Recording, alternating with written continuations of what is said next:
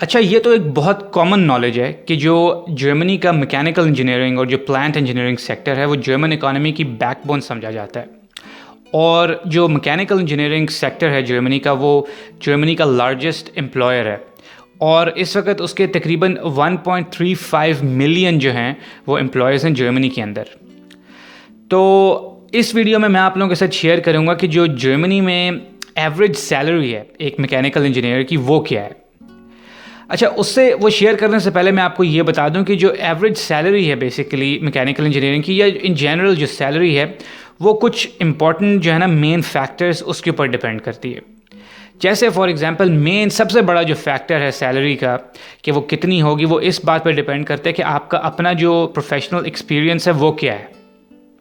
या तो आप अभी एंट्री लेवल के ऊपर हैं, अभी आप फ्रेश ग्रेजुएट हैं और वो आप एंटर हो रहे हैं इंडस्ट्री के अंदर, या आप ऑलरेडी जो है वो अपने मिड करियर लेवल पे हैं, या आप as a team lead enter हो रहे हैं।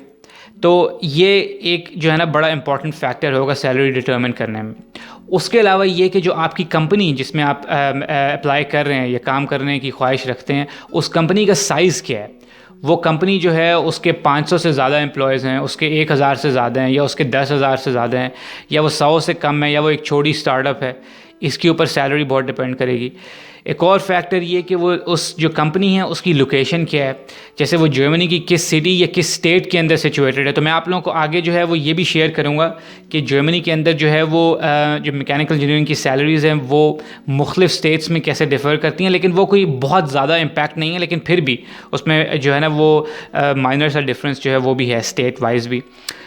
उसके अलावा ये डिपेंड करेगा कि आप किस ब्रांच में मैकेनिकल इंजीनियरिंग की काम कर रहे हैं, क्या वो ऑटोमोटिव है, क्या वो मैकाट्रॉनिक्स है, क्या वो इंडस्ट्रियल है, या जोन सी भी ब्रांच है।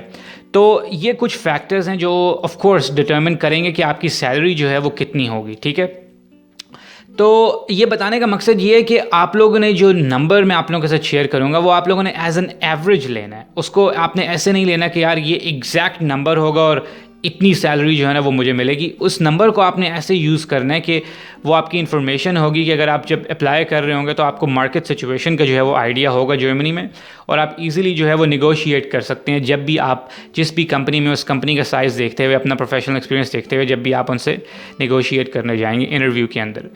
जो मैकेनिकल इंजीनियर की एवरेज सैलरीज़ हैं ये मैंने जर्मनी वाइड जो मुख्तलिफ क्रेडिबल पोर्टल्स हैं उनसे जो हैं वो कंपाइल किए हैं, और उसके अंदर जो है वो मैकेनिकल इंजीनियरिंग के बहुत सारे पोर्टल्स हैं।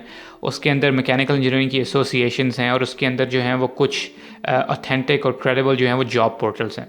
तो ये फिगर्स जो हैं सैलरी के, ये इस वक्त 2019-2020 उसके लिए जो है ये वैलिड हैं। तो मैं आप लोगों के साथ अब शेयर करता हूँ जर्मनी के अंदर मैकेनिकल इंजीनियर्स जो उनकी एवरेज सैलरी मुख्तलिफ उसके स्केल्स के अकॉर्डिंग, कि अगर आप एंट्री लेवल पे हैं, अगर मिड लेवल पे हैं, अगर टीम लीड हैं, और स्टेट वाइज भी। तो अब देखते हैं कि मैकेनिकल इंजीनियर्स की जो एवरेज सैलरीज हैं जर्मनी में वो क्या हैं।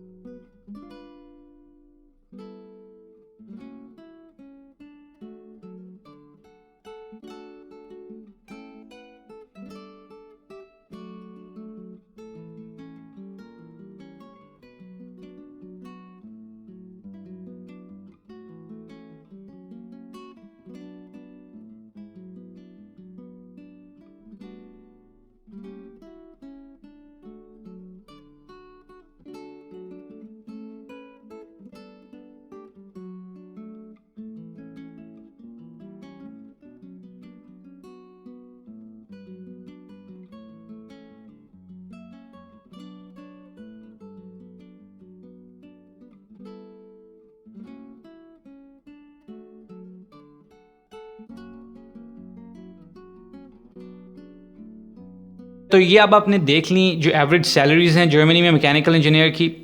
तो अभी अगर आपको इससे रिलेटेड कोई क्वेश्चन है तो वो आप कमेंट्स में ज़रूर लिखें।